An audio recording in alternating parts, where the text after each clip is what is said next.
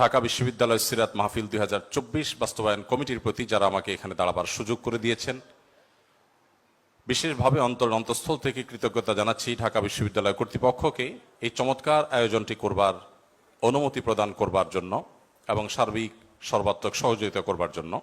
আমি কোনো ভূমিকা ছাড়াই আমার মূল বক্তব্যে প্রবেশ করতে চাই।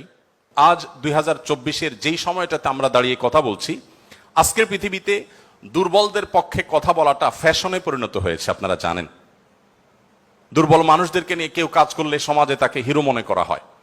আজকের সমাজে দুর্বলদের নিয়ে কাজ করলে তাদেরকে নিয়ে মানুষ অনেক গর্ব করে। এটা গর্বের একটা ব্যাপার যে কেউ দুর্বলদেরকে নিয়ে কাজ করছে। আমরা সুন্নাহ ফাউন্ডেশন থেকে অসহায় দুস্থদের জন্য কাজ করছি। আপনারা অনেকে আমাদেরকে সেজন্য মোবারকবাদ জানাচ্ছেন, শুভেচ্ছা জানাচ্ছেন, আমাদেরকে প্রেরণা দিচ্ছেন। ধন্যবাদ আপনাদের প্রতি। কিন্তু আমি যেটি বলতে চাচ্ছি যে আজ থেকে ঠিক ১৫০০ বছর আগের পৃথিবীতে যদি আমরা ফিরে যাই, তাহলে আমরা লক্ষ্য করলে দেখতে পাবো সেই পৃথিবীতে দুর্বলদের পক্ষে কথা বলাটা ফ্যাশন তো দূরের কথা, সবচেয়ে বড় চ্যালেঞ্জের বিষয় ছিল। আজকের এই অনুকূল পৃথিবীতে দাঁড়িয়ে আপনি দাস-দাসীর অধিকার, আপনি শ্রমিকের অধিকার, আপনি নারীর অধিকার, আপনি অন্য ধর্মাবলম্বী সংখ্যালঘুদের অধিকার নিয়ে কথা বলতে পারেন। এই কথা বলাটা অনেক নিরাপদ, অনেক ফ্লেক্সিবল পরিবেশ আপনি দেখেন। কিন্তু মুহাম্মদ সাল্লাল্লাহু আলাইহি সাল্লাম যখন দুর্বলদের পক্ষে কথা বলেছেন, তখন পৃথিবীতে দুর্বলদের পক্ষে কথা বলাটা সহজ কাজ ছিল না। এটা লাইফ রিস্কের ব্যাপার ছিল, কিন্তু সেই কাজটা তিনি করেছেন। সম্মানিত উপস্থিতি, প্রিয় নবী সাল্লাল্লাহু আলাইহি সাল্লাম তিনি দুর্বলদের পক্ষে যে কথা বলেছেন, সেটা আজ আমরা অনেকে যে দুর্বলদের পক্ষে কথা বলি নানা পার্থিব উদ্দেশ্যে, তার সেই দুর্বলদের পক্ষাবলম্বনটা পার্থিব কোনো উদ্দেশ্যে ছিল না। আমরা অনেকে আজ দুর্বলদের পক্ষে কথা বলি কোনো সংস্থার কোনো প্রজেক্ট পাওয়ার জন্য। আমরা অনেকে দুর্বলদের পক্ষে কথা বলি কোনো প্রজেক্ট পেয়েছি সেই টাকা হালাল করবার জন্য। আমরা অনেকে দুর্বলদের পক্ষে কথা বলি সোশ্যাল মিডিয়াতে প্রচুর লাইক কমেন্ট পাওয়া যাবে সেজন্য। আমরা অনেকে দুর্বলদের পক্ষে কথা বলি এর পেছনে আমাদের পার্থিব কোনো স্বার্থ আছে সেই কারণে। মুহাম্মদ সাল্লাল্লাহু আলাইহি সাল্লাম সেই ব্যক্তি ছিলেন যিনি দুর্বলদের পক্ষে কথা বলেছেন প্রচন্ড প্রতিকূল পরিবেশে। তার সেই কথার বিপরীতে তাকে থ্যাঙ্কস বলার মতো পৃথিবীতে কোনো মানুষ ছিল না তখন।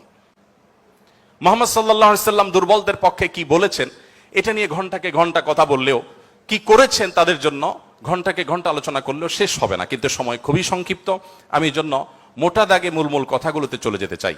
সর্বপ্রথম যেটি বলতে চাই, প্রিয় নবী সাল্লাল্লাহু আলাইহি সাল্লামের আবু দাউদ, তিরমিজি এবং নাসাই বর্ণিত এক হাদিস থেকে আমরা জানতে পারি, তিনি বলেছেন, তোমরা তোমাদের যে সমস্ত দুর্বল মানুষেরা আছে সেই সমস্ত দুর্বল মানুষদের ব্যাপারে আমার কাছে তালাশ করবে, খোঁজ খবর নিবে, তাদের জন্য কোনো কিছুর প্রয়োজন হলে আমাকে বলবে। কেন? কারণ তোমরা জানো যে তোমাদের আল্লাহ তাআলার তরফ থেকে যে রিজিক প্রাপ্ত হও, ফাইন্নামা তুরজাকুন ওয়া তুনসারুনা বিদুআফাইকুম, তোমাদের যারা দুর্বল আছেন সে দুর্বল এবং অসহায় মানুষগুলোর উসিলায়, তাদের কারণে আল্লাহ তাআলা তোমাদেরকে যুদ্ধ বিগ্রহে শত্রুর বিপক্ষে জয় দিয়ে থাকেন, সেগুলো তাদের কারণে দেন। আবার একইভাবে তোমাদের যে রিজিক আল্লাহ তাআলা দিয়ে থাকেন, এই রিজিকটা তোমাদের মধ্যে থাকা যে দুর্বল মানুষগুলো আছে তাদের কারণে আল্লাহ তাআলা দিয়ে থাকেন। সম্মানিত উপস্থিতি, এই হাদিসের মাধ্যমে নবী সাল্লাল্লাহু আলাইহি সাল্লাম বোঝাতে চেয়েছেন তার আশেপাশে দুর্বল মানুষেরাই বেশি থাকে। আপনারা জানেন বেলাল, আম্মার, সোহেব, আরো যে সমস্ত সাহাবী ছিলেন, সালমানে ফারসি রাদিয়াল্লাহু তাআলা আনহু সহ, এই সমস্ত অসহায় মানুষগুলো একাধারে বহিরাগত, বাহির থেকে আসা। আরবের মানুষরা বাহিরের মানুষদেরকে মানুষ মনে করতে কুণ্ঠাবোধ করে অনেকে, বা বেশিরভাগ। সেই সময়ের বাস্তবতা ছিল অনেকটা সেরকম। নবী করিম সাল্লাল্লাহু আলাইহি সাল্লাম সেই পরিস্থিতিতে বাহির থেকে আসা সালমান ফারসি, শুধু তার পরামর্শে গোটা মদিনার চতুর্পাশে পরীক্ষা খনন করা সেই কষ্টসাধ্য কাজ শুরু করে দিয়েছিলেন। তিনি বেলাল রাদিয়াল্লাহু তাআলা আনহুর মতো একজন নিগ্রো, ইথিওপিয়ান এবং বাহির থেকে আসা কৃতদাস ছিলেন, সেই মানুষটিকে নবী সাল্লাল্লাহু আলাইহি সাল্লাম মুয়াজ্জিন বানিয়েছেন। আজ আমাদের সমাজে মুয়াজ্জিন মানে খুব সাদামাঠা একটা পদ, তখন মুয়াজ্জিন ছিলেন নবী করিম সাল্লাল্লাহু আলাইহি সাল্লামের পর সবচেয়ে মসজিদের মধ্যে থাকা সম্মানজনক পদ। নবী করিম সাল্লাল্লাহু আলাইহি সাল্লাম এভাবে দুর্বল সাহাবীদেরকে যে আগলে রাখতেন, দুর্বল সাহাবীদের মধ্যে তিনি থাকতেন এমন ভাবে যে আজ নেতারা যদি অন্যদের সাথে চলে, নেতাকে এটা পরিচয় দেওয়ার প্রয়োজন হয় না। কোনো পাওয়ারফুল ব্যক্তি, কোনো নেতা, তিনি যদি তার অনুসারীদেরকে সাথে নিয়ে অনুসারীদের বেষ্টিত হয়ে হাঁটেন, তো তাকে চেনার জন্য কারো জিজ্ঞেস করতে হবে না। আমাদের প্রিয় নবী সাল্লাল্লাহু আলাইহি সাল্লাম তিনি যখন সাহাবীদের মধ্যে বসা থাকতেন, তখন বাহির থেকে আসা মানুষরা জিজ্ঞেস করতে হতো মান ফিকুম মুহাম্মদ, তোমাদের মধ্যে মুহাম্মদ লোকটা কে? আপনি চিন্তা করুন, তার বসার মোড়টা এমন ছিল যে অন্য 10 জন সাধারণ সাহাবীর মধ্যে তিনি নিজেকে মিশিয়ে ফেলতেন। তার মধ্যে কোনো অহংকার ছিল না, এমন ভাবে দুর্বলদের সাথে নিজেকে মিশিয়ে ফেলতেন যে বাহির থেকে আসা মানুষ তার অ্যাটিটিউড দেখে, তার বডি ল্যাঙ্গুয়েজ দেখে চেনার কোনো উপায় ছিল না যে মুহাম্মদ নেতা লোকটি কে সাল্লাল্লাহু আলাইহি ওয়াসাল্লাম। সম্মানিত উপস্থিতি, ঠিক একইভাবে আমরা জানি নবী করিম সাল্লাল্লাহু আলাইহি সাল্লাম কারা জান্নাতবাসী, জান্নাতি লোকদের মার্কা কি, সেটা বলতে গিয়ে বলেছেন যে আল্লাহ আখবিরুকুম বিআহলিল জান্নাহ, তোমাদেরকে কি আমি বলে দিব না যে তোমাদের মধ্যে বিচরণকারী মানুষদের মধ্যে কারা কারা জান্নাতি, জান্নাতি হিসাবে তোমরা কাদেরকে সুধারণা করতে পারো, তাদের আলামত কি, যে আলামত দেখে তুমি অনুমান করবে, আন্দাজ করবে লোকটা জান্নাতি। নবী করিম সাল্লাল্লাহু আলাইহি সাল্লামের পর নিজে জবাব দিয়ে বলেছেন কুল্লু দাঈফিন মুতাদাঈফ, যে সমস্ত মানুষগুলো দুর্বল, বিনয়ী, নিরীহ, এই মানুষগুলো জান্নাতি। অর্থাৎ যদি তাদের ঈমান অন্য সব বিষয়গুলো ঠিকঠাক থাকে, পাশাপাশি তিনি যদি নিরীহ গোছের হন, বিনয়ী হন, বিনম্র হন, তিনি যদি খুব বেশি অহংকারী, অনেক বেশি রূঢ় স্বভাবের না হন, তাহলে এই মানুষগুলো জান্নাতি হওয়ার এটি একটি বড় লক্ষণ। এখানে নবী করিম সাল্লাল্লাহু আলাইহি সাল্লাম দুর্বলতাকে জান্নাতি হওয়ার, নবী সাল্লাল্লাহু আলাইহি সাল্লাম দুর্বলতাকে বা বিনয়কে জান্নাতি হওয়ার লক্ষণ হিসাবে উল্লেখ করেছেন। এখান থেকে বোঝা যায় দুর্বলদের অবস্থান তার কাছে কেমন ছিল। আমরা নবী সাল্লাল্লাহু আলাইহি সাল্লামের যে দুর্বলদের প্রতি তার যে ভালোবাসা, তাদের অধিকার আদায়ের প্রচেষ্টা, তাদেরকে সমাজে তাদের যথাযথ অধিকার ফিরিয়ে দেওয়ার প্রচেষ্টা, সে সম্পর্কে যদি আমরা কয়েকটা উপমা দিতে চাই, আমরা একজন একজন করে বলতে চাই। নারীদের ব্যাপারে বলতে চাই, ইতিমধ্যে ওবায়দুল্লাহ হামজা সাহেব আলোচনা করেছেন নারীদের সম্পর্কে, কিছু কথা হয়তো রিপিট হবে, তারপর আমি সংক্ষেপে শুধুমাত্র টাচ করে যাই। আপনারা জানেন নবী সাল্লাল্লাহু আলাইহি সাল্লাম যে সমাজে এসেছেন, সেই সমাজে নারী হিসেবে জন্মগ্রহণ করাটা এটা একটা অপরাধ ছিল। জীবন্ত কন্যাকে নিজের বাবা নিজে হাতে পুঁতে ফেলতো শুধুমাত্র কন্যা হওয়ার কারণে। আল্লাহ কোরআনে বলেছেন ওয়া ইযা বুশিরা আহাদুহুম বিল উনসা যাল্লা ওয়াজহুহু মুসওয়াদ্দান ওয়া হুয়া কাযীম, কারোর কন্যা সন্তান হয়েছে এই সংবাদটা তাকে দেয়া হলে তার মুখটা কালো হয়ে যেত। এরকম ভয়ঙ্কর এক বাস্তবতার মধ্যে নবী সাল্লাল্লাহু আলাইহি সাল্লাম এসেছেন। আমি আবারও বলছি, আজকের সমাজে নারী অধিকার নিয়ে কথা বলা এটা অনেক সহজ। নারী অধিকার নিয়ে কথা বলা মানুষগুলোর জন্মেরও বহু বছর আগে নবী সাল্লাল্লাহু আলাইহি সাল্লাম শুধু নারী অধিকার নিয়ে কথা বলেন নাই, জীবন্ত কবরস্থ করা হতো যেখানে কন্যা সন্তানকে, সেই জায়গা থেকে তুলে নারীকে সবচেয়ে সম্মানের সর্বোচ্চ আসনে বসিয়ে তারপর তিনি দুনিয়া থেকে গেছেন। নবী সাল্লাল্লাহু আলাইহি সাল্লাম নারীদের জন্য কি করেছেন? কোরআনে আল্লাহ তাআলা বলেছেন ওয়াশিরুহুন্না বিল মারুফ, হে পুরুষেরা তোমরা তোমাদের স্ত্রীদের সাথে যথাযথভাবে সুন্দরতম উপায়ে তাদের সাথে বসবাস করো, তোমাদের জীবনাতিপাত করো, সংসার করো ভালোভাবে, খারাপভাবে তাদের সাথে তোমরা সংসার করবে না, সতর্ক করেছেন। কোরআনে কারিমে একটি সূরা আছে, আপনারা জানেন, সূরার নাম হলো সূরাতুন নিসা, অর্থাৎ নারীগণের সূরা। কোরআনে কিন্তু পুরুষগণের সূরা নামে কোনো সূরা নেই, সূরাতুর রিজাল নামে কোনো সূরা নেই, কিন্তু সূরাতুন নিসা নামে সূরা আছে, এবং সেটা ছোটখাটো 2-4-5 আয়াতের সূরা না, কোরআনের সবচেয়ে বড় সূরাগুলোর একটি। এবং কোরআনে শুধুমাত্র নারীদের বিধিবিধান বর্ণনা করবার জন্য সূরা তাহরিম, সূরা তালাক, অনেকগুলো সূরা আল্লাহ তাআলা নাজিল করেছেন স্পেশাল নারীদের বিধিবিধান বর্ণনা করবার জন্য। পুরুষদের জন্য আলাদা কোনো স্পেশাল বিধিবিধান, তাদের অধিকার, তাদের করণীয়, তাদের বিষয়গুলোকে আলোকপাত করবার জন্য কোনো আলাদা স্পেশাল কোনো সূরা নেই। আপনারা জানেন কোরআনে আল্লাহ রাব্বুল আলামিন নারীদের সম্পর্কে যত আলোচনা করেছেন, শুধু সেগুলোই ঘন্টায় ঘন্টা আলোচনা করলে শেষ করা যাবে না। প্রিয় নবী সাল্লাল্লাহু আলাইহি সাল্লাম তার, আপনারা জানেন, একাধিক স্ত্রী ছিলেন। একাধিক স্ত্রী থাকলে দাম্পত্য জীবনে টুকটাক মনোমালিন্য হয়, তার ক্ষেত্রেও হয়েছে।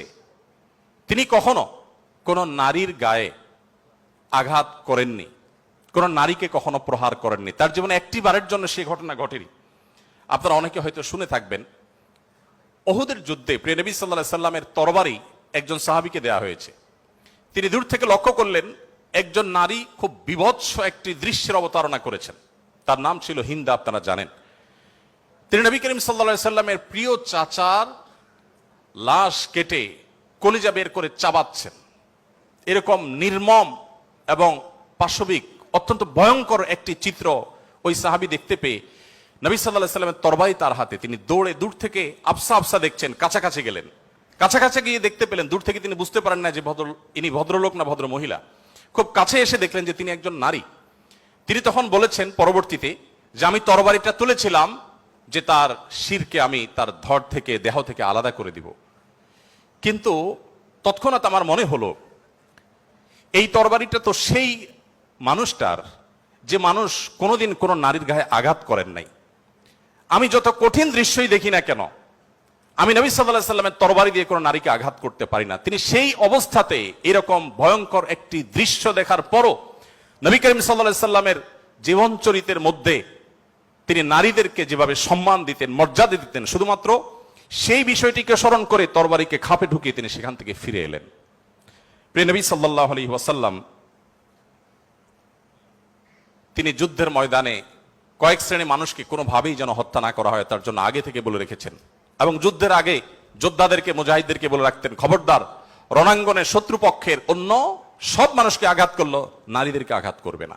আপনারা এই জন্য সাহাবীদের মধ্যে পুরুষ সাহাবীদের শহীদ হওয়ার অনেক লম্বা ফিরিস্তি বা লিস্ট আপনারা দেখতে পান।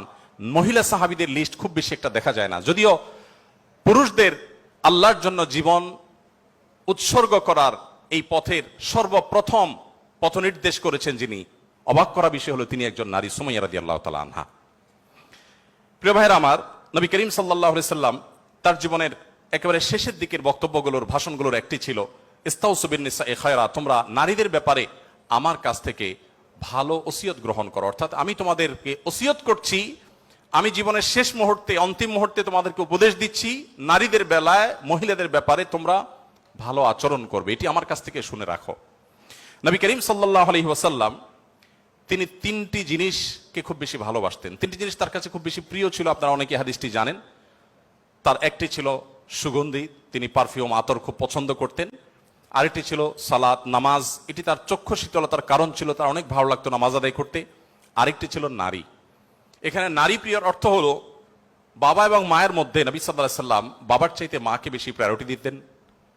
সন্তানের মধ্যে ছেলে এবং মেয়ের মধ্যে মেয়েকে বেশি ভালোবাসতেন, এত বেশি ভালোবাসতেন যে প্রিয় নবী সাল্লাল্লাহু আলাইহি সাল্লামকে আল্লাহ তাআলা ছেলে সন্তান দিয়েছেন, তাদের সবাইকে শৈশবে মৃত্যু দিয়েছেন, তার একমাত্র চারটি কন্যা সন্তানকে বাঁচিয়ে রেখেছেন। দিন শেষে তিনি কন্যাদের বাবা হয়ে বেঁচেছিলেন, ছেলেদের বাবা হয়ে বেঁচে ছিলেন না।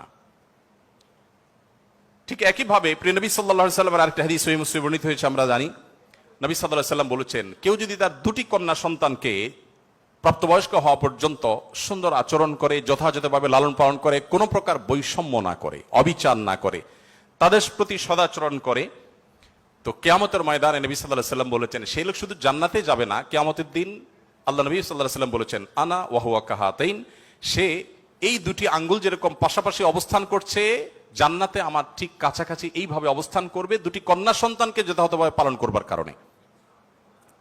আমি জানি না আপনারা নিশ্চয় অনেকে অনেক হাদিস পড়ে থাকবেন, আপনারা এমন কোন হাদিস পেয়েছেন কিনা যে 1 ডজন ছেলে সন্তান লালন পালন করলে এইরকম কোন ফজিলত এর কথা কোথাও বলা হয়েছে? আপনারা দেখেছেন এরকম কোন হাদিস? আমি অন্তত পাই নাই যে 1 ডজন ছেলে লালন পালন করেছে কোনো মা বাবা, তার বিনিময়ে তাদেরকে নবী সাল্লাল্লাহু আলাইহি সাল্লাম বলেছে যে 12টা যেহেতু করেছে, দুইটা মেয়ের বিপরীতে 12টা ছেলে করেছে, একটা পুরস্কার হোক না, এরকম কোন পুরস্কারের কথা আমার জানা নেই।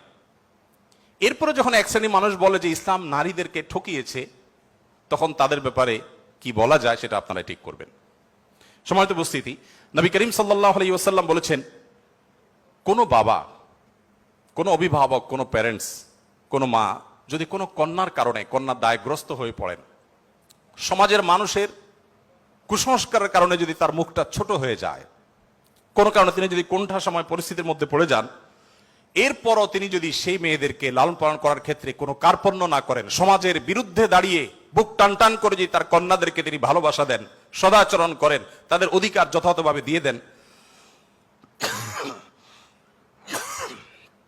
দুঃখিত, তাহলে সেক্ষেত্রে নবী সাল্লাল্লাহু আলাইহি ওয়াসাল্লাম বলেছেন এই কন্যাদের প্রতি সদাচরণ করবার কারণে জাহান্নাম থেকে মুক্তির কারণ হবে কিয়ামতের ময়দানে ওই ব্যক্তির জন্য। এটি নবী সাল্লাল্লাহু আলাইহি ওয়াসাল্লামের আরো বহু হাদিস আছে, আমি আর সেদিকে যাব না, শুধুমাত্র একটি হাদিস বলে শেষ করব। সেটা হলো, আপনারা জানেন নবী করিম সাল্লাল্লাহু আলাইহি সাল্লামকে জিজ্ঞাসা করা হলো, ইয়া রাসূলুল্লাহ মান আহাক্কুন নাসি বিহুসনি সুহবাতি, আমার সবচেয়ে ভালো আচরণ পাওয়ার অধিকারটা কার?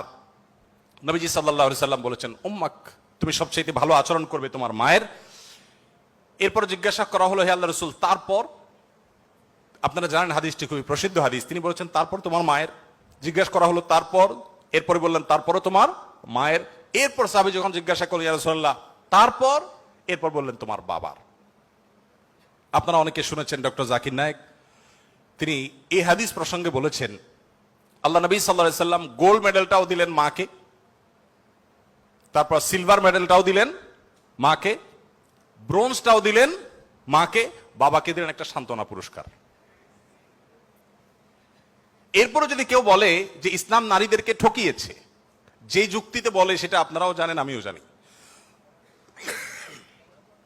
বলা হয় বাবার সম্পদে ছেলে যদি 2 টাকা পায়, মেয়ে 1 টাকা পায়, এখানে মেয়ের প্রতি অবিচার করা হয়েছে। আপনারা জানেন এর মতো হাস্যকর একটা দাবি আরেকটি হতে পারে না। কারণ ছেলে বেচারা, এতক্ষণ শুধু মেয়েদের কথা বলছি, আসলে একটু ছেলেদেরকে আমরা দুর্বল হিসেবে দেখি। ছেলে বেচারা প্রাপ্তবয়স্ক হওয়ার পর বাবা মা তার ভরণ পোষণ দিতে বাধ্য নন। যদি বাবা মা বলেন যে তুমি প্রাপ্তবয়স্ক হয়ে গেছো, তোমার চাল ডাল তুমি জোগাড় করো, বাবা মা সেটা বলতে পারেন, সে রাইট তাদের আছে। বিয়ে এখনো বেচারা করে নাই, মাত্র প্রাপ্তবয়স্ক হয়েছে। এরপর প্রাপ্তবয়স্ক হওয়ার পর যখন বিয়ে শাদী চিন্তা করে, বাপ মা এটা বলতেই পারেন যে বাবা তোমার বিয়ে শাদীর টাকা তুমি জোগাড় করো, আমি তোমার বইয়ের গহনা কিনে দিব, মোহর জোগাড় করব, তোমার খরচ খরচা দিব। এটা বাবা মা করতে বাধ্য নন শরীয়তের দৃষ্টিকোণ থেকে, ছেলেরটা ছেলেকেই জোগাড় করতে হবে। আপনাদের অনেকগুলো প্রশ্ন আমার কাছে আসছে, এর মধ্যে সবচেয়ে কমন যে প্রশ্ন বারবার এসেছে সেটা হলো যুবকদের প্রশ্ন, বাবা মা বিয়ে দিতে চায় না, আমরা কি করব? আমি সে প্রশ্ন উত্তরে যেতে পারবো কিনা জানি না, তবে তরুণদের আহাজারে আমাকে খুব কষ্ট দেয়। কারণ আমি খুব বেশি বয়সে বিয়ে করিনি, আমি এখন নানা হয়েছি, আপনারা অনেকে জানেন। আমার এই বয়সে আমি নানা হয়েছি, এটা অনেকে শুনলে আসমান থেকে নাজিল হওয়ার উপক্রম হয় যে কিভাবে সম্ভব।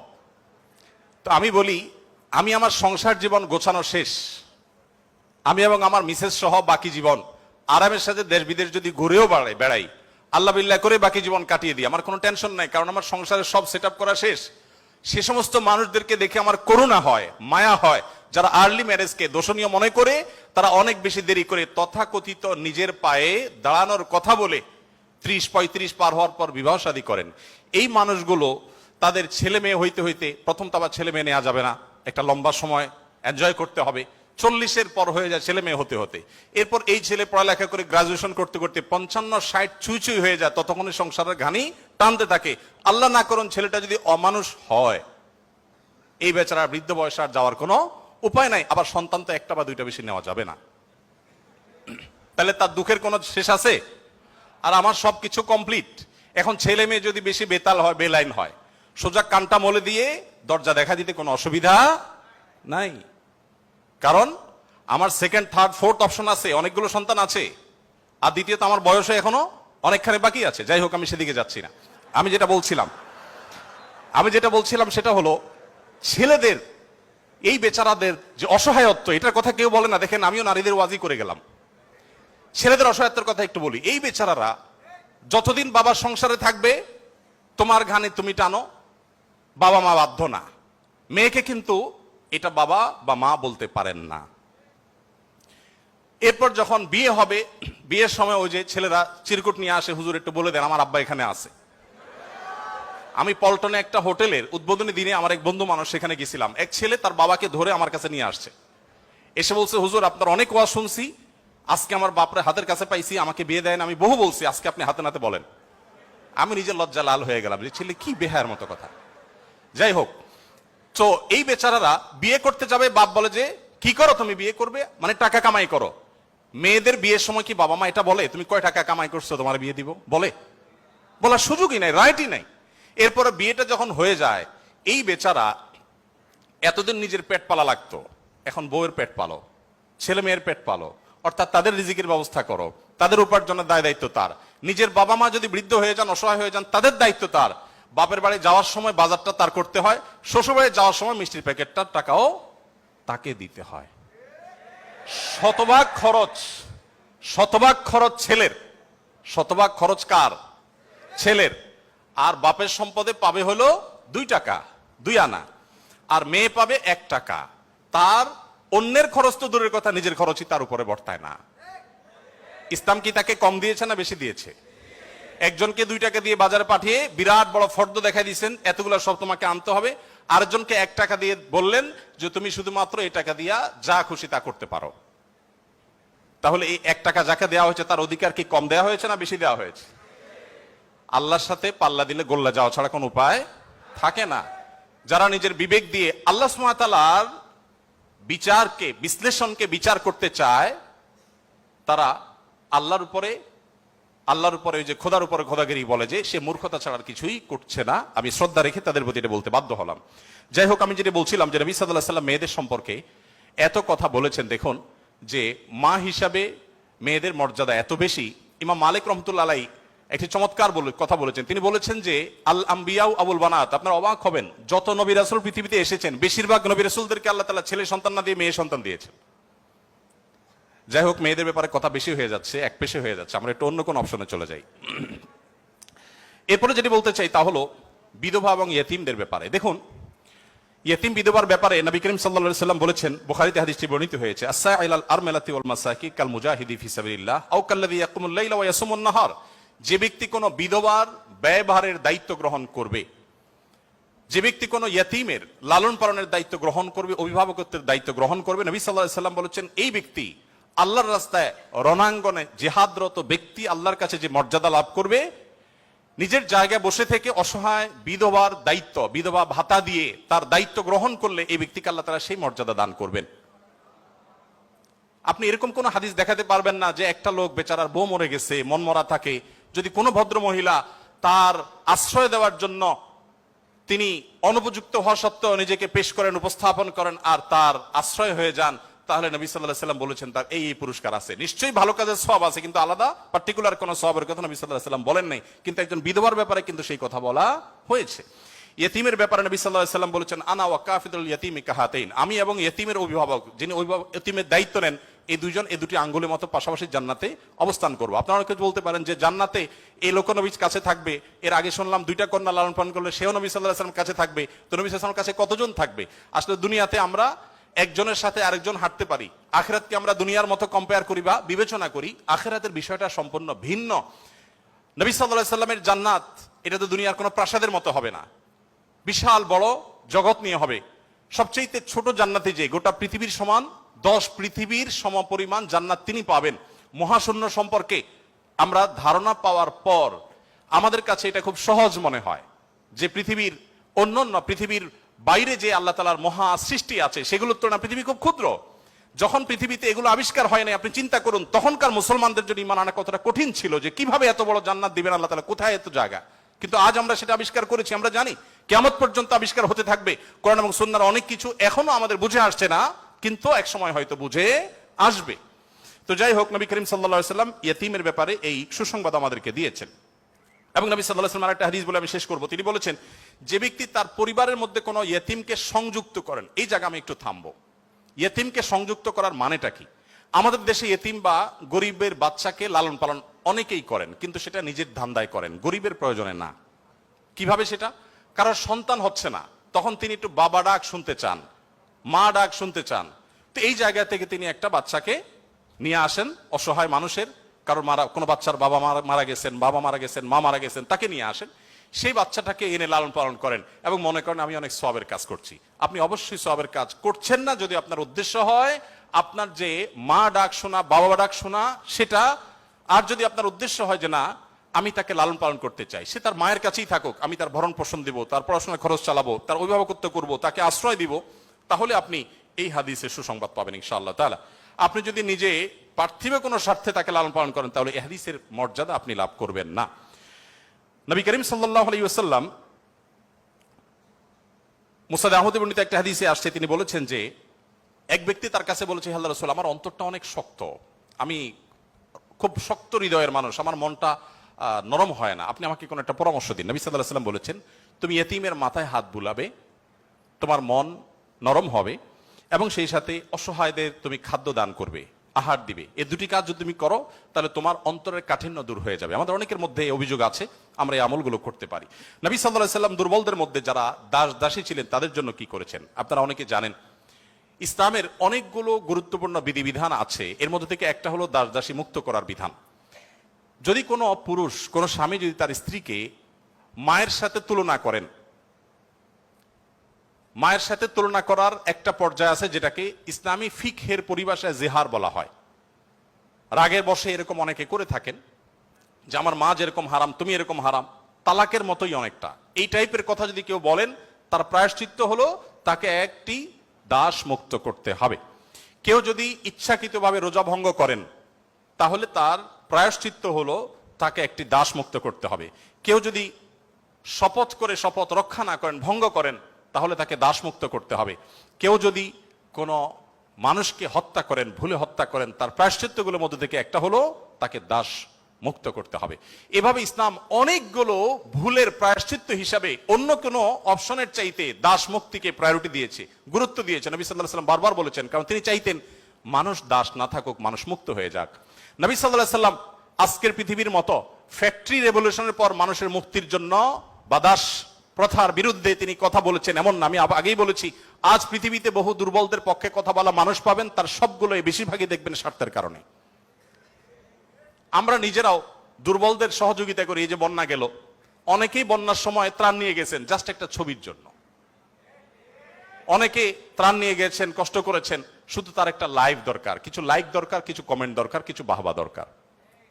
তো নবী সাল্লাল্লাহু আলাইহি ওয়াসাল্লাম দাস দাসীদের মুক্তির জন্য কথা বলেছেন সেই সমাজে যখন দাস দাসী ছিল। আজকের যুগে বিএমডব্লিউর মালিক হলে যেরকম গর্বের, দাস দাসী থাকা সেরকম গর্বের। এরকম মূল্যবান অ্যাসেট কোনো বিনিময় ছাড়া মুক্ত করে দেওয়ার জন্য নবী সাল্লাল্লাহু আলাইহি ওয়াসাল্লাম উৎসাহিত করতেন। শুধু তাই নয়, আপনারা জানেন যে নবী করিম সাল্লাল্লাহু আলাইহি ওয়াসাল্লাম বলেছেন, কোন দাসকে যদি কেউ মুক্ত করে, তাহলে ওই দাসের প্রতিটি অঙ্গকে মুক্ত করার বিনিময়ে যে ব্যক্তি এই কাজটি করলেন, আল্লাহ তাআলা ওই ব্যক্তিকে তার ওই অঙ্গকে জাহান্নাম থেকে মুক্তির পরওয়ানা দান করবেন। নবী সাল্লাল্লাহু আলাইহি ওয়াসাল্লাম আরেকটি হাদিস আছে, তিনি বলেছেন জীবনের শেষ কথা। নবী সাল্লাল্লাহু আলাইহি ওয়াসাল্লামের জীবনের শেষ কথা কি আমরা জানি, অনেকে জানি, আসসালাতু আসসালাত ওয়া মা মালাকাত আইমানুকুম। অর্থাৎ নবী করিম সাল্লাল্লাহু আলাইহি ওয়াসাল্লামের জীবনের শেষ কথা ছিল, তোমরা নামাজের ব্যাপারে দায়িত্বশীল থাকবে, নামাজের ব্যাপারে দায়িত্বশীল থাকবে এবং তোমাদের দাস দাসীদের ব্যাপারে দায়িত্বশীল আচরণ করবে। এটা ছিল তার জীবনের শেষ কথা। একটা মানুষের কাছে দাস দাসীদের অধিকার কত গুরুত্বপূর্ণ হলে, অধীনস্থ মানুষগুলোর অধিকার কত গুরুত্বপূর্ণ হলে জীবনের শেষ কথা এটা বলে চলে যান যে তোমরা তাদের ব্যাপারে খবরদার, সদাচরণ করবে, তাদের প্রতি কোনো জুলুম অবিচার করবে না। আপনারা অনেকে আবু মাসউদ আনসারী রাদিয়াল্লাহু তাআলা আনহুর নাম শুনেছেন। আবু মাসউদ আনসারী রাদিয়াল্লাহু তাআলা আনহু তার একজন দাসকে প্রহার করছিলেন, অধীনস্থকে, কাজের লোককে প্রহার করছিলেন। নবী সাল্লাল্লাহু আলাইহি ওয়াসাল্লাম পেছন থেকে বললেন, আলাম আবু মাসউদ, সাবধান, শুনে রাখো হে আবু মাসউদ, লাল্লাহু আকদারু আলাইকা মিনকা আলাই, তুমি এই দাসের প্রতি যতটা পাওয়ার রাখো, হোল্ড করো, আল্লাহ তাআলা তোমার উপর তার চেয়ে বেশি পাওয়ার হোল্ড করেন, মাইন্ড ইট। এই কথা শোনার পর আবু মাসউদ আনসারী রাদিয়াল্লাহু তাআলা আনহু সেই দাসকে মুক্ত করলেন। বলে, ইয়া রাসূলুল্লাহ, আমি তাকে মুক্ত করে দিলেন। তখন নবী সাল্লাল্লাহু আলাইহি ওয়াসাল্লাম বলেছেন, যদি তুমি আজ তাকে মুক্ত না করতে, জাহান্নাম তোমাকে স্পর্শ করতো। আব্দুল্লাহ ইবনে ওমর রাদিয়াল্লাহু তাআলা আনহু বলেছেন, আমি নবী করিম সাল্লাল্লাহু আলাইহি ওয়াসাল্লামকে বলতে শুনেছি, যে ব্যক্তি কোনো দাসের প্রতি জুলুম করবে, তাকে অন্যায়ভাবে প্রহার করবে, তার কাজের লোককে, অধীনস্থ লোককে, তার প্রায়শ্চিত্ত হলো সেই অধীনস্থ লোকটাকে সে মুক্ত করে দিতে হবে, দাস মুক্ত করে দিতে হবে, যেটা সহজ কোনো ব্যাপার ছিল না তখন। বুখারীর একটি বিশ্ববিখ্যাত হাদিস, স্বর্ণের অক্ষরে যেটা টানিয়ে রাখা দরকার আমাদের বাসা বাড়িতে। নবী সাল্লাল্লাহু আলাইহি ওয়াসাল্লাম বলেছেন, ইখওয়ানুকুম খাওয়ালুকুম, তোমাদের ভাই ব্রাদার যারা, তারাই তোমাদের অধীনস্থ কাজের মানুষ। এই মানুষগুলো সম্পর্কে নবী সাল্লাল্লাহু আলাইহি ওয়াসাল্লাম বলেছেন, জাআলাহুমুল্লাহু তাহতা আইদিকুম, তাদেরকে আল্লাহ তাআলা তোমাদের অধীনস্থ করে দিয়েছেন। এর মধ্যে ইঙ্গিত রয়েছে আল্লাহ চাইলে তোমাকে তার অধীনে করে দিতে পারতেন। অতএব ফামান কানা আখুহু তাহতা ইয়াদি, যে ব্যক্তি তার ভাই তার অধীনে থাকবে, অর্থাৎ কোনো দাস, কোনো দাসী অথবা যে কোনো কাজের মানুষ, এই হাদিসে দাস দাসী কথা বলা হয়নি, যে কোনো কাজের লোক, অধীনস্থ মানুষ যদি কারোর অধীনে থাকে, ফালইউতইমহু মিম্মা ইয়াকুল, তাহলে সে যা খায় একই কোয়ালিটির খাবার যেন তাকে অফার করে, এবং সে যা পোশাক পরে একই কোয়ালিটির পোশাক যেন তাকে পরায়। একটু থামতে চাই এখানে। আপনি একটু কল্পনা করুন, এমন একজন মানুষের, যিনি অনেক পয়সার মালিক, অনেক বড় পদ হোল্ড করেন, তিনি তার ড্রাইভার, তার জন্য যখন পোশাক কিনছিলেন, একই সময় তার নিজের পোশাকও কিনছিলেন। একই পোশাক যেটা তার জন্য কিনেছেন, সেম পোশাক ড্রাইভারের সাইজ অনুযায়ী, একই কোয়ালিটির, একই কালারের, একই জিনিস ড্রাইভারের জন্য কিনেছেন। এই দৃশ্যটা কি কল্পনা করা যায়? আজকের বাস্তবতা এটা কি খুব সহজ বিষয় মনে হয়? আমরা তো অনেকে অধীনস্থ মানুষদের পাশে বসে খাবো এটাকেই দোষী বিষয় মনে করি। আমরা কি নিজেদেরকে সভ্য মানে দাবি করি? আজকের পৃথিবীর মানুষের সভ্যতা যেখানে গিয়ে ঠেকবে, নবী সাল্লাল্লাহু আলাইহি ওয়াসাল্লাম তিনি এবং তার সাহাবা একরাম পৃথিবীকে যেই জায়গায় রেখে গেছেন সভ্যতার, সেখানে পর্যন্ত আজকের পৃথিবী সভ্যতার সর্বোচ্চ শিখরে গিয়ে পৌঁছতে পারবে না। নবী করিম সাল্লাল্লাহু আলাইহি ওয়াসাল্লাম, তাকে একবার জিজ্ঞাসা করা হলো যে, হে আল্লাহর রাসূল, আমাদের যে কাজের লোক আছে, খাদেম আছে, এই লোকগুলোর যত ভুল করে কয়বার মাফ করা যায় আপনি একটু বলেন? মানে এটা সীমা আছে তো, কতবার মাফ করা যায়? নবী করিম সাল্লাল্লাহু আলাইহি সাল্লাম চুপ থাকলেন, লোকটা আবার একই কথা বললেন, নবী সাল্লাল্লাহু আলাইহি ওয়াসাল্লাম চুপ থাকলেন। তিনি আবার যখন বললেন, নবী করিম সাল্লাল্লাহু আলাইহি ওয়াসাল্লাম বলেছেন দিনে 70 বার মাফ করবা। কতবার? এর মানে হলো তুমি নিজেকে নিয়ন্ত্রণহীন করবে না। এই বিষয়ে অবশ্য ওয়াজ করা অনেক সহজ, আমল করা অনেক কঠিন। আল্লাহ তাআলা আমাদেরকে আমলের তৌফিক দান করুন। এভাবে নবী করিম সাল্লাল্লাহু আলাইহি ওয়াসাল্লাম দুর্বলদের পক্ষে, দুর্বলদের অধিকার আদায়ের জন্য অনেক কথা বলেছেন। সেই সময় যখন দুর্বলদের পক্ষে কথা বলা আজকের মতো ফ্যাশনের বিষয় ছিল না। আজ যারা অধিকারের কথা বলে তাদের জন্মেরও হাজারো বছর আগে প্রিয় নবী সাল্লাল্লাহু আলাইহি ওয়াসাল্লাম এই মানুষগুলোর অধিকার আদায় করে উন্নতির চরম শিখরে রেখে গেছেন। পৃথিবী আবার তাদেরকে অবনমন করেছে, আজ সেজন্য আমাদেরকে কথা বলতে হচ্ছে। সম্মানিত উপস্থিতি, নবী করিম সাল্লাল্লাহু আলাইহি ওয়াসাল্লাম তিনি অন্য ধর্মাবলম্বীদের অধিকার নিয়ে যত কথা বলেছেন, অনেক লম্বা কথা বলতে হবে, আমার হাতে একেবারে সময় নেই। আমি শুধু এটুকু বলবো, আল্লাহ তাআলা কোরআনে কারিমে বলেছেন, লা ইয়ানহাকুমুল্লাহু আনিল লাযিনা লাম ইউকাতিলুকুম ফিদ-দীন ওয়া লাম ইখরিজুকুম মিন দিয়ারিকুম আন তাবাররুহুম ওয়া তুকসিতু ইলাইহিম ইন্নাল্লাহা ইউহিব্বুল মুকসিতিন। যে সমস্ত অন্য ধর্মাবলম্বীরা তোমাদেরকে তোমাদের দেশ থেকে বের করে দেয়নি, তোমাদের উপর কোনো যুদ্ধ চাপিয়ে দেয়নি, অর্থাৎ শান্তিপূর্ণ সহাবস্থান করছে, তাদের প্রতি সদাচরণ করতে তোমাদের আল্লাহ তোমাদেরকে নিষিদ্ধ করেনি না, বরং আল্লাহ তাআলা সদাচরণকারী, ন্যায়নিষ্ঠ আচরণকারীকে ভালোবাসেন। তার মানে সংখ্যালঘুদের প্রতি, অন্য ধর্মাবলম্বীদের প্রতি কোনো মুসলিম যদি সদাচরণ করে, এই লোক আল্লাহর ভালোবাসা পাবে।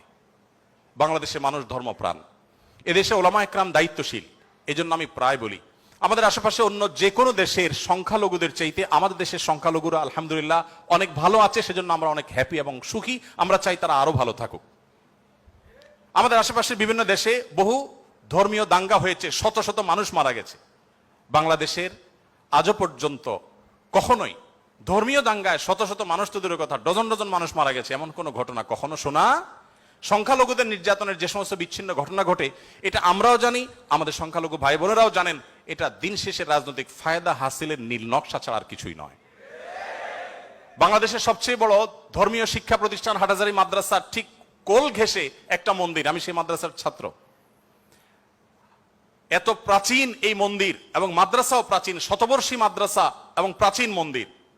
কেউ বলতে পারবে না যে মাদ্রাসার হাজার হাজার ছাত্রের কেউ কোনোদিন একটা ঢিল সেই মন্দিরে নিক্ষেপ করেছেন অথবা মন্দির থেকে পাল্টা এরকম কিছু হয়েছে, কেউ বলতে পারবে না। বাংলাদেশের মানুষের সাম্প্রদায়িক সম্প্রীতির যে উদ্যম দৃষ্টান্ত, পৃথিবীর অনেক উন্নত দেশেও সে দৃষ্টান্ত নাই। এটা আমরা কোত্থেকে পেয়েছি? ইসলাম থেকে পেয়েছি। আমাদের সংখ্যালঘু ভাই বোনদের প্রতি সদাচরণ করতে আমাদের ইসলাম বলে, ভালো মুসলিম হওয়ার প্রয়োজনে আমাদের এটা করতে হচ্ছে। অতএব আমরা যত বেশি ভালো মুসলিম হতে পারবো, আমাদের সংখ্যালঘু ভাই বোনরাও তত নিরাপদে থাকবেন। নবী সাল্লাল্লাহু আলাইহি সাল্লাম বলেছেন, যেই ব্যক্তি কোনো অমুসলিম, যিনি মুসলিম ভূখণ্ডে বসবাস করার পারমিশন নিয়ে আসছেন, ধরুন বাইরে থেকে ভিসা নিয়ে এসছেন, অনুমোদিত তার বসবাসটা, এরকম কোন অন্য ধর্মাবলম্বীকে যদি কোনো মুসলমান হত্যা করে, এই মুসলমান এই হত্যার কারণে জান্নাত তো দূরের কথা, জান্নাতের ঘ্রাণও সে পাবে না। মানুষটা কিন্তু অন্য ধর্মাবলম্বী। নবী সাল্লাল্লাহু আলাইহি সাল্লাম একটা ইহুদির লাশ নিয়ে যাওয়া হচ্ছিল, তিনি সম্মান প্রদর্শন করলেন। সাহাবীরা বললেন, ইয়া রাসূলুল্লাহ, ইহুদির লাশ আপনি সম্মান প্রদর্শন করছেন? নবী সাল্লাল্লাহু আলাইহি সাল্লাম বলেছেন, আলাইসাত নাফসা, সে কি মানুষ না? লোকটা ইহুদি হতে পারে কিন্তু তিনি মানুষ না। আব্দুল ইবনে ওমর রাদিয়াল্লাহু তাআলার বাসায় ছাগল জবে হয়েছে, তিনি বাহির থেকে এসে জিজ্ঞাসা করলেন, আহাদাইতুম লিজারনাল ইয়াহুদি, আমাদের ইহুদি প্রতিবেশী বাসায় গোশত পাঠিয়েছো? বাসার লোকজন বলল, না তো। তখন তিনি বললেন, আল্লাহ রাসূল সাল্লাল্লাহু আলাইহি সাল্লাম প্রতিবেশীর অধিকার নিয়ে এত কথা বলেছেন যে নিজের সম্পদে তাদের হিস্সা আল্লাহ তাআলা নির্ধারণ করে দেওয়ার উপক্রম হয়েছিল, আর তোমরা কেন প্রতিবেশী বাসায় খাবার পাঠাওনি? আমাদেরকে আরো ডেভেলপ করতে হবে। আমাদের আশেপাশে কোনো হিন্দু বসবাস করেন, আপনার পাশে ফ্ল্যাটে, পাশের বাড়িতে, আপনি কয়দিন তার বাসায় খাবার পাঠিয়েছেন, গিফট পাঠিয়েছেন? অথচ ইসলাম কিন্তু সেই নির্দেশ আমাদেরকে করে।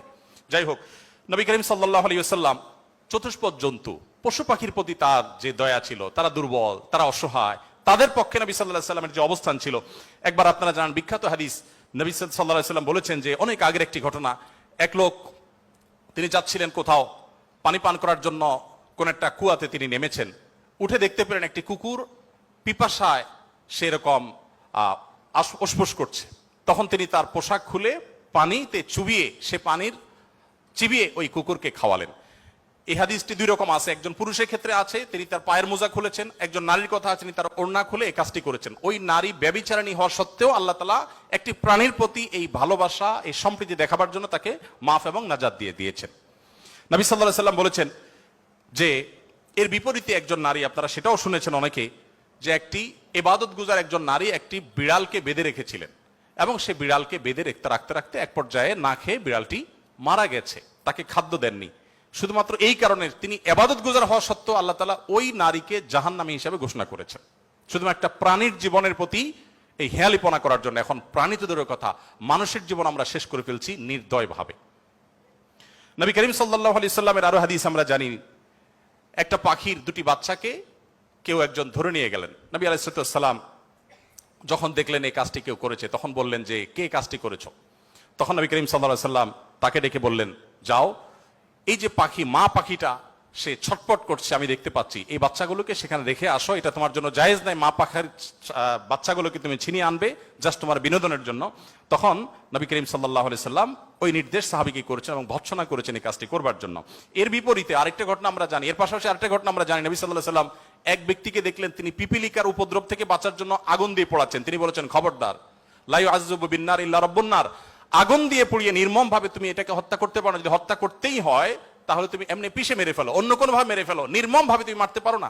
আমাদের অনেকে দেখবেন যে ওই যে এক ধরনের আঠা পাওয়া যায় ইঁদুর মারার, সে আঠা দিয়ে ইঁদুর মারার চেষ্টা করেন, নির্মম ভাবে মৃত্যু, হত্যা করা বা নিধন করা, এটা জায়েজ নাই। সে আপনাকে উপদ্রব করে, আপনি হত্যা করতে পারেন, কিন্তু নির্মম ভাবে হত্যা করবার বা হত্যাকে আপনি এনজয় করবেন এই অধিকার আপনাকে ইসলাম দেয়নি। নবী করিম সাল্লাল্লাহু আলাইহি ওয়াসাল্লাম তার সাহাবী আব্দুল ইবনে সাঈদ ইবনে জুবায়ের বলেছেন যে সাহাবী আব্দুল ইবনে ওমর রাদিয়াল্লাহু তাআলা আনহু একবার যাচ্ছিলেন, দেখলেন যে কুরাইশের কিছু যুবক কিছু পাখিকে বেঁধে রেখে তীর নিক্ষেপ করছিলেন হাত সই করার জন্য, এবং ওই পাখিগুলোর যে মালিক তাকে বলেছেন যেটা লাগবে না, মিস হবে, ওই তীরটা তোমার, বিনিময়ে তুমি তীর পেয়ে যাবে, আর লাগলে তো পাখি মারা যাবে। এটা জাস্ট মজা করছিল তারা। দেখেন আল্লাহ নবী সাল্লাল্লাহু আলাইহি ওয়াসাল্লামের সাহাবী আব্দুল ইবনে ওমর যখন এসেছেন, জাস্ট তাকে দেখেছে, দেখার সাথে সাথে দৌড়ে পালিয়ে গেছে তারা, ওই যুবকরা, কারণ জানেন যে নবী সাল্লাল্লাহু আলাইহি ওয়াসাল্লামের সাহাবী কোন প্রাণীর প্রতি নির্মমতাকে সহ্য করবেন না, চলে গেছে তারা। তখন এবার আব্দুল ইবনে ওমর রাদিয়াল্লাহু তাআলা আনহু বলেছেন, আল্লাহ লানত এবং অভিশাপ নাজিল হয় ওই মানুষগুলোর প্রতি যারা কোন প্রাণীকে এরকম বিনোদনের জন্য জাস্ট তীর মেরে, গুলি মেরে বিভিন্নভাবে লক্ষ্যবস্তু তাদেরকে বানায়। নবী করিম সাল্লাল্লাহু আলাইহি ওয়াসাল্লামের জীবনের বহু ঘটনা আছে, আমরা বলে শেষ করতে পারবো না, আমি একেবারে শেষের দিকে চলে আসছি। একবার নবী করিম সাল্লাল্লাহু আলাইহি ওয়াসাল্লাম একটি ওট দেখতে পেলেন, খুব ক্ষীণকায়, জীর্ণশীর্ণ, দুর্বল, এবং তার চোখে পানি। নবী সাল্লাল্লাহু আলাইহি ওয়াসাল্লাম তার শরীরের উপরে খুব আলতো করে হাত বুলিয়ে দিলেন। তখন সেই ওটের আচরণ দেখে বর্ণনাকারী সাহাবী বলছেন মনে হচ্ছিল সে অনেকটা প্রশান্ত অনুভব করেছে। তখন তিনি ওটের মালিককে ডেকে বললেন যে এই ওটকে তুমি কেন ভালো করে খাবার দাবার দাও না, তার ব্যাপারে তুমি আল্লাহকে কেন ভয় করো? নবী সাল্লাল্লাহু আলাইহি ওয়াসাল্লাম তাকে সতর্ক করলেন। ঠিক একই ভাবে নবী সাল্লাল্লাহু আলাইহি ওয়াসাল্লাম ঐতিহাসিক একটি হাদিস সহিহ মুসলিম বর্ণিত, তিনি বলেছেন, ইন্নাল্লাহা কাতাবাল ইহসানা আলা কুল্লি শাই ফাইদা কাতালতুম ফাহসিনুল কিতলাহ ওয়া ইযা যাবাহতুম ফাহসিনুজ যিবহা। যদি কেউ কোন প্রাণীকে জবে করতে হয়, জবে করে খেতে হয়, আল্লাহ তার জন্য হালাল করেছেন, সেও যেন নির্মম ভাবে জবে না করে। এই জন্য ছুরি যেন ভালো করে ধার দিয়ে নেয়, যাতে করে পশুর প্রতি নির্মমতা করতে করতে ধীরে ধীরে তাকে যেন হত্যা করতে না হয়। এমনকি কোনো মানুষকে যদি মৃত্যুদণ্ড দিতে হয়, তাকেও যেন নির্মম ভাবে হত্যা না করা হয়। প্রয়োজনে তাকে যদি মৃত্যুদণ্ড দিতে হয়, এমনকি রণাঙ্গনে যদি শত্রুপক্ষ হয়, নির্মম ভাবে তার অঙ্গ প্রত্যঙ্গ কেটে টুকরা টুকরা করবেন, এই নির্মমতা করার অনুমতি ইসলাম আপনাকে দেয়নি। আপনাকে মানুষ হতে বলেছে ইসলাম।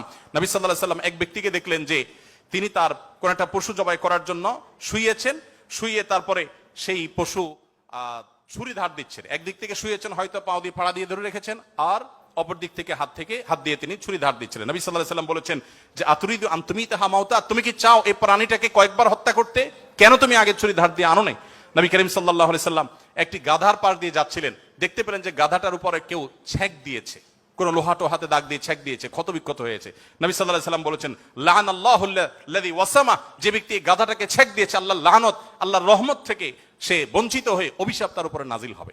নবী করিম সাল্লাল্লাহু আলাইহি ওয়াসাল্লাম এক ব্যক্তিকে দেখলেন যে তিনি বলছেন, হে আল্লাহর রাসূল, আমি যখন ছাগল জবে করি তখন আমি যাতে অপ্রয়োজনীয় কষ্ট দিতে না হয়, নির্মমতা করতে না হয়, সেদিকটা খেয়াল করে। নবী সাল্লাল্লাহু আলাইহি ওয়াসাল্লাম বলেছেন, রাহিমাকুল্লাহ, তুমি যদি ছাগলের প্রতি দয়া পরবশ হও, আল্লাহ তাআলা তোমার প্রতি দয়া পরবশ হবেন।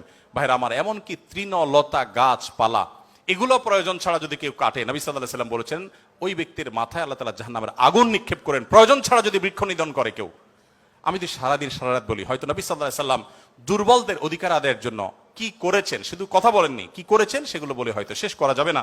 আমাদের সময় অনেক আগে শেষ হয়ে গেছে। আমি শুধুমাত্র শেষের দিকে আসছি এবং বলতে চাই, আজকে যে জায়গায় আমি দাঁড়িয়ে কথা বলছি, এই বিশ্ববিদ্যালয় সহ বহু বিশ্ববিদ্যালয়, বিশেষ করে পাবলিক বিশ্ববিদ্যালয়গুলো, যেগুলো মেধাবীদের, দেশের সবচেয়ে বড় বড় ভালো মেধাবীদের সবচেয়ে বড় বিচরণ ক্ষেত্র, এই জায়গা থেকে আমাদের আনন্দের ওখানে অনেক ইতিহাস যেমন রচিত হয়েছে, দুই একটি দুঃখের এবং বেদনার ঘটনাও এখানে ঘটতো। তার মধ্যে থেকে একটি হলো র্যাগিং এর ঘটনা। নতুন একজন শিক্ষার্থী, যেখানে পুরাতন শিক্ষার্থী বা বড় ভাইদের কাছে, সিনিয়রদের কাছে স্নেহ ভালোবাসা পাওয়ার কথা, র্যাগিং এর নামে তাকে অপমানিত করা, অপদস্থ করা, তাকে হ্যারাসমেন্ট করা, তাকে অপমান অপদস্থ করে পশুর মতো বুনো আনন্দে মেতে ওঠা, এটা আমাদের দেশের অনেক শিক্ষা প্রতিষ্ঠানের একটি অঘোষিত কালচারে পরিণত হয়েছিল। আমরা আশা করব এই পশুত্ব, এই নির্মমতা, এটা আমাদের দেশে আর কোনো শিক্ষা প্রতিষ্ঠানে কোনোদিন ফিরে আসবে না। আমরা সবাই যদি দায়িত্বশীল হই, আমরা সবাই যদি মানুষ হই, ভালো মুসলমান হতে হলে ভালো মানুষ আমাদেরকে হতে হবে। আমরা যদি ভালো মানুষ হই, তাহলে আমাদের দ্বারা এরকম ঘটনা কখনো ঘটতে পারে না। একজন মানুষের কষ্ট কারোর আনন্দের কারণ হতে পারে না। নবী করিম সাল্লাল্লাহু আলাইহি ওয়াসাল্লাম বলেছেন, যে ব্যক্তি কোনো ছোটদের প্রতি স্নেহ করে না, ভালোবাসে না, সে আমার উম্মত না। ছোট এবং জুনিয়রদের প্রতি যদি স্নেহ মমতা না থাকে, ভালোবাসা না থাকে, সে আর যা হোক নবী করিম সাল্লাল্লাহু আলাইহি ওয়াসাল্লামের উম্মত হিসাবে পরিচিতি পাবে না। অতএব র্যাগিং এর এই অপসংস্কৃতিকে ঝেঁটিয়ে শিক্ষা প্রতিষ্ঠানগুলো থেকে বিদায় করতে হবে আপনাদেরকেই। সবাই রাজি আছেন তো ইনশাআল্লাহ? আল্লাহ তাআলা আমাদের সবাইকে সেই তৌফিক দান করুন। সময় উপস্থিতি, আমাদের আসরের সময় হয়ে গেছে অনেক আগেই। আমি খুব সংক্ষেপে শেষ করলাম। আপনাদের প্রশ্ন, অনেকগুলো প্রশ্ন আমার কাছে আছে, কিন্তু প্রশ্ন আমি এখনো টাচই করতে পারলাম না, তো সেজন্য আমি ক্ষমা চেয়ে নিচ্ছি। নামাজের পর আর কোনো সেশন আদৌ থাকবে কিনা আমি জানি না, তবে যেহেতু প্রশ্নগুলো আপনারা দিয়েছেন, আমি কোনো লাইভে সেটার উত্তর দিয়ে যেতে পারি। আর যদি নামাজের পরে সেশন হয়, তাহলে সেখানে আমরা 15-20 মিনিটে প্রশ্নগুলো উত্তর দেওয়ার চেষ্টা করতে পারি। আর একটি আহ্বান আপনাদের প্রতি আমি রাখতে চাই, সেটা হলো, আপনারা অনেকে আমাদের সাথে বিভিন্ন সময় যোগাযোগ করেন যে আসুন্নাহ ফাউন্ডেশনের সাথে আপনারা কিভাবে ইনভলভ হবেন। আপনারা অনেকে হয়তো মনে করেন আমরা শিক্ষার্থী মানুষ, আমরা টাকা পয়সা দিতে পারবো না, তাহলে আসুন্নাহ ফাউন্ডেশনের সাথে কিভাবে ইনভলভ হবে। আমি আপনাদেরকে বলতে চাই, আসুন্নাহ ফাউন্ডেশনের যে ওয়েবসাইট আছে, asunnahfoundation.org, আমাদের এই ওয়েবসাইটে ভলান্টিয়ার রেজিস্ট্রেশন বা ভলান্টিয়ার নিবন্ধন যে ফিচার আছে, সেখানে ক্লিক করে আপনি আপনার তথ্যপত্র দিয়ে যদি সাবমিট করে রাখেন, আমাদের কাছে আপনাদের ডাটা চলে আসবে। আপনারা যেন আনন্দিত হবেন যে আমাদের ফেনী, লক্ষ্মীপুর, নোয়াখালীতে বন্যা দুর্গতদের যে পুনর্বাসনের কার্যক্রম চলছে, সেখানে প্রায় 45টা টিম, 45টা টিম সেখানে কাজ করছে। এই প্রত্যেকটা টিমে কোনো না কোনো পাবলিক বিশ্ববিদ্যালয়ের ছাত্ররাই নেতৃত্ব দিচ্ছেন। তাদের সাথে কোনো ব্যবসায়ীকে, কোনো চাকরিজীবীকে ট্যাগ করা হয়েছে। 3 জন করে এক একটা টিমে থাকে, তারা সেখানে কাজ করছে, তথ্যপত্রগুলো ভেরিফিকেশন করছে। তাদের তথ্যপত্রের ভিত্তিতে আমরা ইনশাআল্লাহ অসহায় এবং দুস্থ মানুষদের ঘরগুলো বানিয়ে দেওয়ার, কৃষকদেরকে নগদ অর্থ সহায়তা দেওয়ার এবং অন্যান্য কার্যক্রম আমরা পরিচালনা করব। তো আপনারা যদি ফাউন্ডেশনের সাথে ইনভলভ হতে চান, আমি আপনাদের সবাইকে উদাত্ত আহ্বান করতে চাই, এমনকি আমাদের বোনদেরকেও বলতে চাই যে আপনারাও আমাদের ফাউন্ডেশনের ভলান্টিয়ার হিসেবে নিবন্ধন করতে পারেন। আমাদের যখন প্রয়োজন হবে, আমরা কোনো সময় আমাদের নিবন্ধিত ভলান্টিয়ারদেরকে প্রায়োরিটি দিয়ে বিভিন্ন কাজের ক্ষেত্রে আমরা তাদেরকে ইনভলভ করে থাকি। আমরা আশা করি যে আমাদের কল্যাণমূলক কাজে আপনারাও সাথী হবেন, সঙ্গী হবেন। আজকের এই আয়োজন, এত সুন্দর একটি আয়োজন করবার জন্য কর্তৃপক্ষকে আমি ধন্যবাদ জানাই।